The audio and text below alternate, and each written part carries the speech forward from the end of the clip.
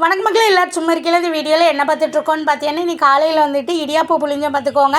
எப்போவுமே இட்லி தட்டில் வந்து மொத்தமாக புளிவேன்னா, இன்றைக்கி வந்துட்டு இந்த சில யூடியூப்லலாம் பார்ப்பேன்னா ஒவ்வொரு குழியிலையும் தனித்தனியாக புளிவாவில் நானும் அந்த மாதிரி ஒவ்வொரு குழியில் புளிஞ்ச பார்த்துக்கோங்க. அதுவும் நல்லா தான் வந்திருந்தது. அதுக்கு வந்து தொட்டுக்கிட்ட வந்து பார்த்திங்கன்னா வழக்கம்போல் தேங்காய் பூ சீனியும் போட்டு சாப்பிட்டாச்சு. அதுக்கப்புறம் வந்து பார்த்திங்கன்னா மத்தியானத்துக்கு வந்து அதாவது பருப்பு சோறு எங்கள் ஊரில் சொல்ல பார்த்துக்கோங்க. சில ஊர்லெலாம் அரிசி பருப்பு சாதம்னு சொல்கிறீங்களா, அதுதான் எங்கள் ஊரில் பருப்பு போட்டு அரிசி போட்டு பண்ணுவோம். புளி கரைச்சி ஊற்றி அதுக்கப்புறம் தேங்காய் பூலாம் திருவி போட்டு கடைசியில் வந்து கடுகு உளுந்தம்பருப்பு கருவேப்பிலை வெங்காயம் எல்லாம் போட்டு தாளித்து சாப்பிடுவோம் பாருங்க. அந்த சோறு அவ்வளோ ருசியாக இருக்கும்.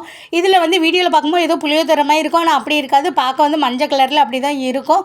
அது வாழை இலையில் வச்சு சுடு சுடு இந்த சோத்தையும் வச்சு அதுக்கு மேலே நெய்யும் ஊற்றி சாப்பிடும்போது பார்த்திங்கன்னா அப்படி இருக்கும் ருசி. அதுக்கப்புறம் வந்து இதுக்கு தொட்டுக்கிட்ட வந்து பார்த்திங்கன்னா மாங்காய் கோஸ், பழைய மாங்காய் கோஸ் வச்சது இருந்து பார்த்துக்கோங்க. அது அதுக்கப்புறம் அப்போல்லாம் வீட்டில் போட்ட கூழ் வத்தல், மோர் வத்தல், அதுக்கப்புறம் வெங்காயம் வடகம் இது எல்லாம் வச்சு சூப்பராக சாப்பிட்டாச்சு பார்த்துக்கோங்க.